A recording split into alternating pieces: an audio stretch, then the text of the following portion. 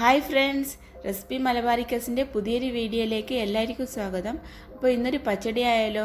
അപ്പോൾ salad cucumber വെച്ചിട്ടുള്ള ഒരു പച്ചടിയുടെ റെസിപ്പി ആയിട്ടാണ് ഞാൻ ഇവിടെ വന്നിട്ടുള്ളത്. അപ്പോൾ അതിന് വേണ്ടിയിട്ട് 2 സാലഡ് കുക്കുംബർ എടുത്തിട്ടുണ്ട്. പിന്നെ ഒരു കപ്പ് തൈര് വേണം. ഒരു ചെറിയ കഷ്ണം ഇഞ്ചി എടുത്തിട്ടുണ്ട്. പിന്നെ ഒരു 3 പച്ചമുളക് വേണം. പിന്നെ കുറച്ച് കറിവേപ്പില, കുറച്ച് വറ്റൽമുളക്, കടുക് താളിക്കാൻ കടുക് വേണം. പിന്നെ ആവശ്യത്തിന് വെളിച്ചെണ്ണ വേണം. അപ്പം ഇതിന് തേങ്ങ അരക്കണം. തേങ്ങ അരപ്പിന് വേണ്ടിയിട്ട് 1 കപ്പ് തേങ്ങ എടുത്തിട്ടുണ്ട് ചിരവിയത്. ആദ്യം തന്നെ നമുക്ക് സാലഡ് കുക്കുംബറിൻ്റെ തൊലി കളയാം.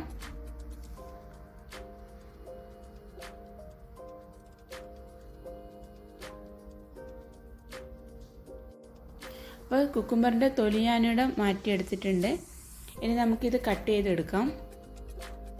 അപ്പോൾ ഇത് ഒരുപാട് ചെറുതായിട്ടോ അല്ലെ ഒരുപാട് വലുതായിട്ടോ അല്ല കട്ട് ചെയ്യുന്നത്.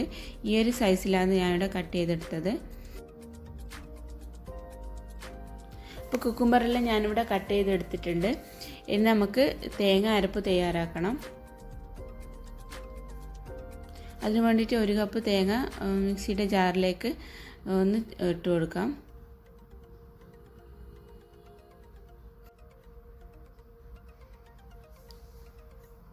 അപ്പോൾ തേങ്ങ ഞാനിവിടെ ഇട്ട് കൊടുത്തിട്ടുണ്ട്. ഇനി 1 ടേബിൾ സ്പൂണ് കടുക് ചേർക്കണം. അപ്പോൾ കടുക് ഇട്ട് കൊടുത്തിട്ടുണ്ട്. അപ്പോൾ ഇനി പച്ചമുളക് ചേർക്കണം. പച്ചമുളക് ഒരു 3 പച്ചമുളക് ചേർത്തിട്ടുണ്ട്. എരിവുള്ള 3 പച്ചമുളകാണ് ഞാനിവിടെ ഇട്ട് കൊടുത്തത്. അപ്പം നിങ്ങൾ എരിവിനനുസരിച്ച് ഇത് മാറ്റം വരുത്തണം. ഇത് നല്ല എരിവുള്ള പച്ചമുളകാണ്. ഇപ്പോൾ 2 തണ്ടല്ല 2 കറിവേപ്പിലേൻ്റെ ഇല ഇട്ട് കൊടുത്തിട്ടുണ്ട്.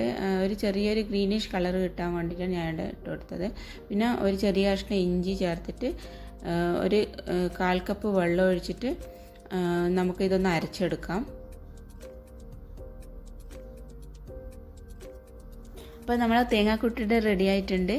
അപ്പം ഇതിൻ്റെ പരുവെന്ന് പറയുന്നത് കുറച്ചൊരു തരിതരിപ്പായിട്ടാണ് വേണ്ടത്, ഫൈനായിട്ട് അരയാൻ പാടില്ല.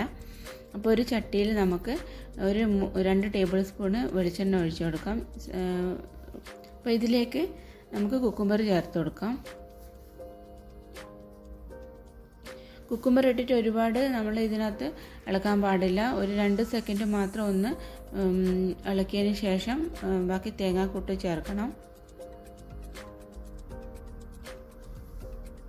അപ്പോൾ തേങ്ങാക്കൂട്ട് ഇതിനകത്ത് നമുക്ക് ചേർത്ത് കൊടുക്കാം.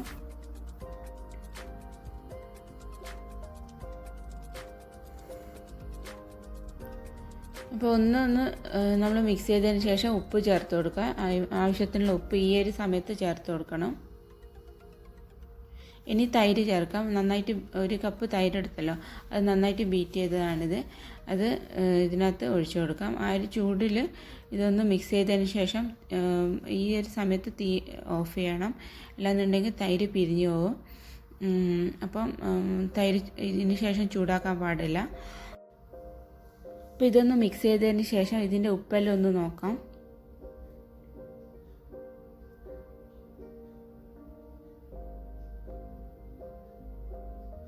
അപ്പോൾ ഇത്തിരി കുറവുണ്ട്. ഇനി ഇതിന് ആവശ്യത്തിന് കുറച്ച് ചേർത്ത് കൊടുക്കാം. അപ്പോൾ ഇനി ഇത് താളിക്കേ വേണ്ടൂ.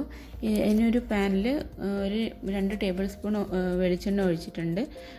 ഒരു ടേബിൾ സ്പൂണോളം കടുകും ചേർത്തിട്ട് ഒന്ന് പൊട്ടിയതിന് ശേഷം കറിവേപ്പിലയും വറ്റൽമുളകും ഒന്ന് പൊട്ടിച്ചെടുക്കാം. അപ്പോൾ നമ്മൾ സാലഡ് വെള്ളരി വെച്ചിട്ടുള്ള പച്ചടിയുടെ റെഡി ആയിട്ടുണ്ട്. നല്ല ടേസ്റ്റി ആയിട്ടുള്ള ഈ പച്ചടി എല്ലാവരും ഈ ഓണത്തിനൊന്ന് തയ്യാറാക്കി നോക്കണം. എന്നിട്ട് ഫീഡ്ബാക്ക് അറിയിക്കണം.